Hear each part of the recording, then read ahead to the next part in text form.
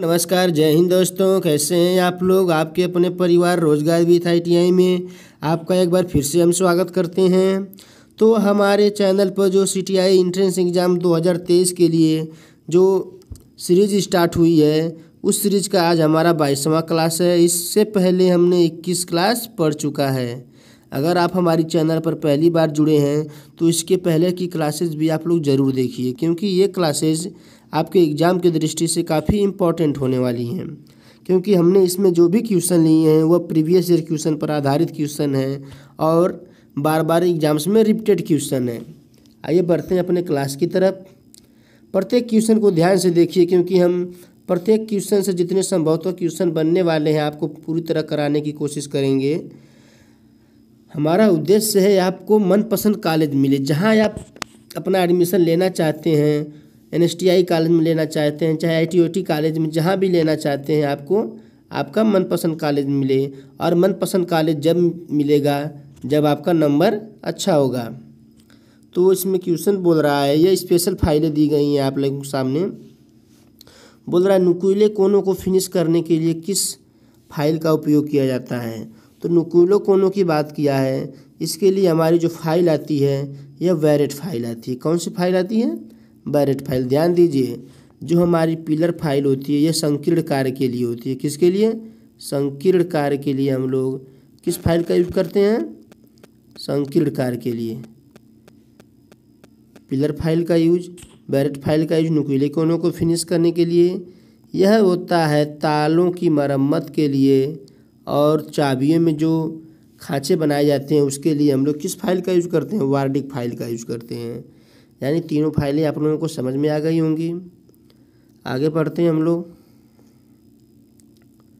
अगला क्वेश्चन हमारा कह रहा है, साइन बार के साथ जांच करते समय कौन सा त्रिभुज ट्रायंगुलर का कार्य करता है?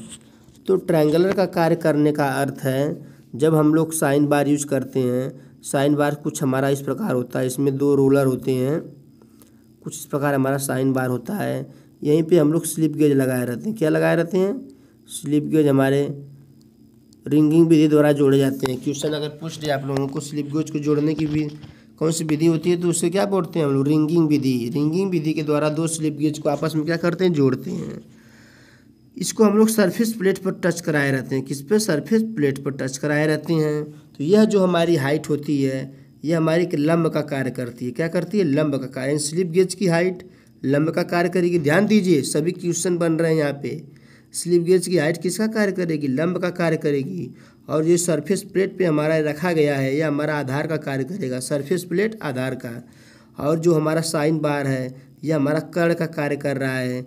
यानी जो साइन बार की जो लंबाई है, साइन बार की लंबाई कैसे लेते हैं? दोनों रोलरों के केंद्रों के बीच की जो दूरी होती है यही हमारी क्या होती है? साइन बार की लंबाई होती है। तो दोनों रोलरों के, या रोलर हो गया या रोलर या हो गया, इसके केंद्र के बीच की दूरी साइन बार की लंबाई हो गई। और ये हमारा कर्ण का कार्य कर रही है।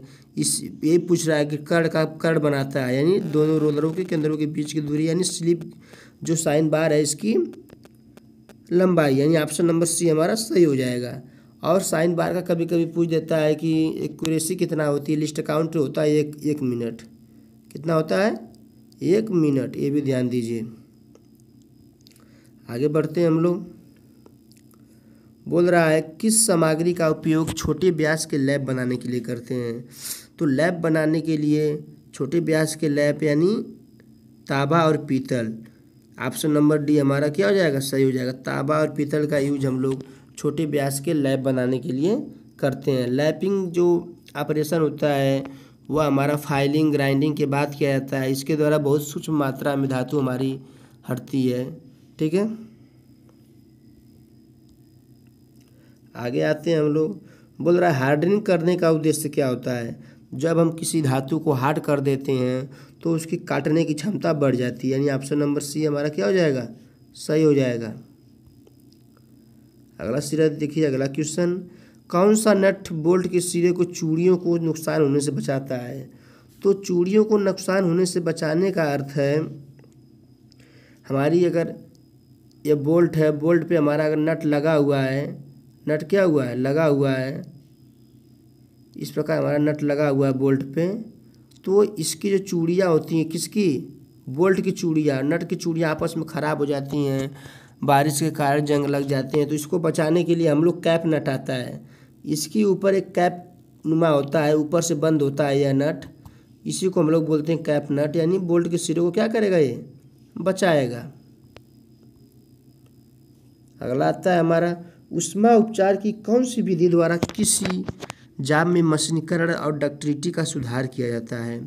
तो मशीनीकरण और डक्टिलिटी का सुधार करने का अर्थ है इसको हम लोग नरम करते हैं, नरम बनाते हैं। यानी एनिलिंग में क्या करते हैं, कोई हमारा कठोर जाब है उसको क्या करते हैं, नरम बनाते हैं। ठीक है। और नॉर्मलाइजिंग में क्या होता है, जब किसी धातु पर हम लोग को यूज करते हैं तो उसमें जो परिवर्तन आ जाते हैं, उसके आंतरिक गुण में परिवर्तन आ जाते हैं, उसी को दूर करने के लिए हम लोग नॉर्मलाइजिंग करते हैं। यह कई बार पूछा जाता है इसमें से क्वेश्चन, प्रिसीजन टूल रूम अनुप्रयोगों के लिए किस ग्रेड के स्लिप गेज का उपयोग करते हैं। तो प्रिसीजन के लिए हम लोग ऑप्शन नंबर सी हमारा हो जाएगा, यानी ग्रेड 1 का हम लोग किसके लिए यूज करते हैं, प्रिसीजन के लिए। और ग्रेड 2 वाला किसके लिए करेंगे, वर्कशॉप के लिए। ये इसको देखिए, यह वर्कशॉप के लिए हो गया, यह हमारा प्रिसीजन वाला हो गया। यह हमारा होता है कैलिब्रेशन के लिए, यह हमारा होता है रिफरेंस के लिए। चारों को ध्यान दीजिए, यह हमारे स्लिप गेज हैं। स्लिप गेज हमारे 112 सेट में पाए जाते हैं। ठीक है। महीन अपघर्षक कणों का उपयोग किस ऑपरेशन में किया जाता है। तो महीन अपघर्षक कणों का उपयोग हम लोग लैपिंग में करते हैं। अभी बताएं आप लोगों को लैपिंग।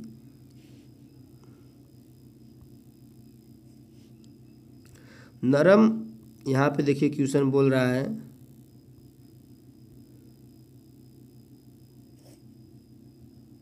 नरम स्टील और अलग धातुओं के लैपिंग के लिए किस सामग्री का उपयोग करते हैं। इसके लिए हमारा क्या होता है, सिलिकॉन कार्बाइड। अगला क्वेश्चन है, लैपिंग क्या है। तो लैपिंग जो है हमारा प्रिसीजन फिनिशिंग ऑपरेशन है। इसके द्वारा अति सूक्ष्म मात्रा में धातु को हटाई जाती है। एक हमारा जो लैप होता है, लैप हमारा चाहे कास्ट आयरन का बनाया जाता है, तांबा और पीतल का, जो भी पीछे बताए हम लोग कि छोटे लैप बनाए जाते हैं। यह हमारा जो लैप का जो सामग्री होती है उसको हम लोग एब्रेसिव होते हैं हमारे, उसमें डुबो दिया जाता है। उसमें हमारे क्या होती है, उसे हम लोग बोलते हैं चार्जिंग ऑफ लैप। लैप की क्या हो जाती है, चार्जिंग हो जाती है। उसके जो एब्रेसिव कण होते हैं वो इसी क्या करते हैं हम लोग, उसी से कटाई करते हैं। अगला क्वेश्चन कह रहा है, स्टार्ट थ्रेड की लीड क्या है। मल्टी स्टार्ट थ्रेड, यानी पिच गुणे नंबर ऑफ स्टार्ट। मल्टी का मतलब बोल दिया कि हमारा पिच क्या होता है। तो यह हमारी चूड़ी है, यह हमारी चूड़ी है। तो चूड़ी के दोनों क्रेस्टों के संलग्न जो मध्य बिंदुओं के बीच की जो दूरी होगी वह हमारी क्या होगी, पिच होगी। लीड जो होता है, जब हमारा नट बोल्ट पर एक चक्कर आगे बढ़ता है, तो एक चक्कर में वह एक पिच आगे बढ़ेगा तो लीड बराबर पिच हो जाएगा। 2 चक्कर आगे बढ़ेगा तो हमारी लीड क्या हो जाएगी, 2 गुणे पिच बराबर लीड हो जाएगी। इस प्रकार अगर मल्टी की बात करेगा तो नंबर ऑफ स्टार्ट, यानी जितना आगे वो बढ़ा रहेगा, पिच गुणे जितना आगे बढ़ा रहेगा वही हमारा क्या हो जाएगा, लीड हो जाएगा।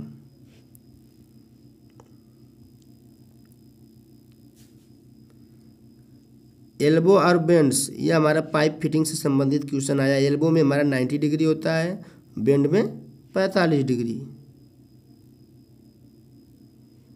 आगे आइए, यह देखिए अभी DRDO का एग्ज़ाम हुआ था, यह क्वेश्चन आया था। किस एग्ज़ाम में, DRDO के एग्ज़ाम में यह क्वेश्चन आया था अभी। इसका पूछा था, कोच निर्माण कार्य में किस प्रकार के नट्स का उपयोग किया जाता है। तो हमारा नट्स कौन सा होता है, स्क्वायर नट होता है। आगे आइए, ये भी क्वेश्चन DRDO का है, अभी ट्रेंडिंग क्वेश्चन है इसलिए हमने इसको लिया है। यह क्वेश्चन DRDO का, इसमें पूछा गया था हैवी ड्यूटी वर्क्स के असेंबली में किस प्रकार के मशीन स्क्रू का उपयोग किया जाता है। तो हमारा हो जाएगा हेक्सागोनल स्क्रू। कौन सा स्क्रू, हेक्सागोनल।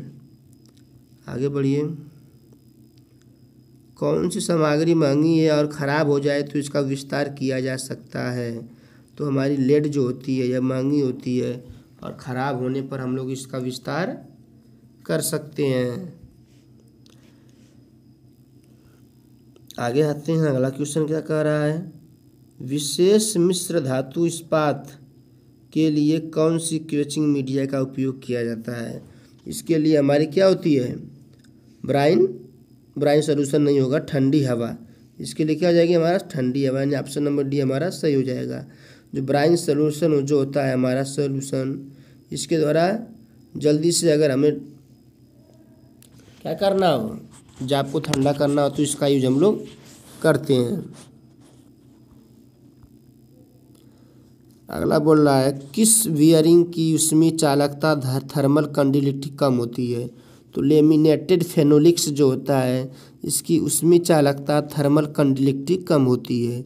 बियरिंग का उपयोग हम लोग जो शाफ्ट होते हैं उसको चलने के लिए क्या करते हैं, हम लोग सहारा देने के लिए बियरिंग का उपयोग करते हैं।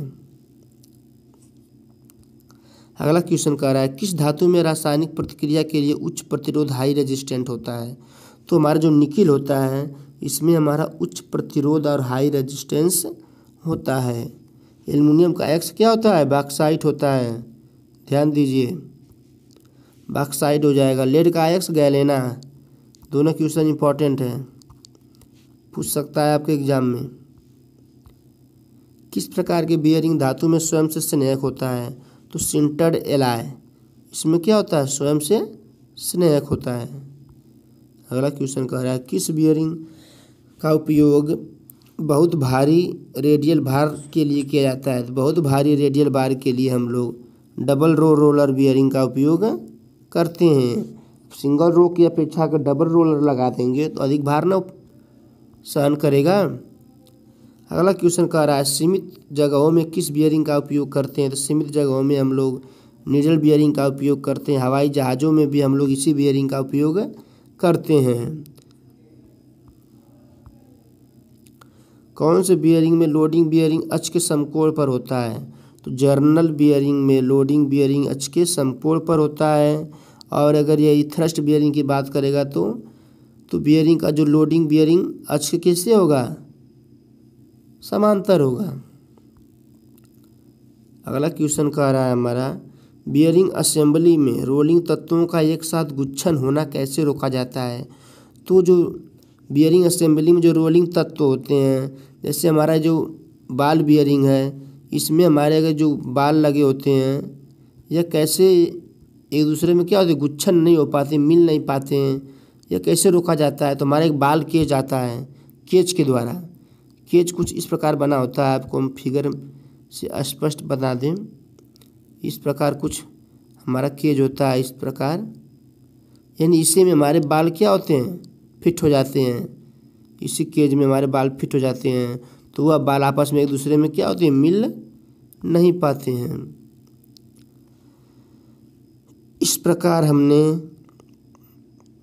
जो हमारा आज का टारगेट था उसको क्या किया, हमने समाप्त किया। और जितने भी क्वेश्चन हम आपके सामने डेली बाय डेली ला रहे हैं, यह क्वेश्चन आपके एग्ज़ाम की दृष्टि से काफ़ी इम्पोर्टेंट होने वाला है। और हमारा उद्देश्य है आपको आपका मनपसंद कॉलेज दिलाना। अगर आप हमारे चैनल पर पहली बार जुड़े हों तो आप CTI एंट्रेंस एग्ज़ाम का फार्म आने वाला है, उसकी प्रिपरेशन अगर करना चाहते हैं तो आप लोग चैनल को ज़रूर सब्सक्राइब करें। और इससे आने वाली जितनी भी अपडेट होगी आप लोगों को हम समय समय पर देते रहेंगे। इस प्रकार अपने वीडियो को हम समाप्त करते हैं। मिलते हैं अपने अगले वीडियो में, तब तक के लिए जय हिंद।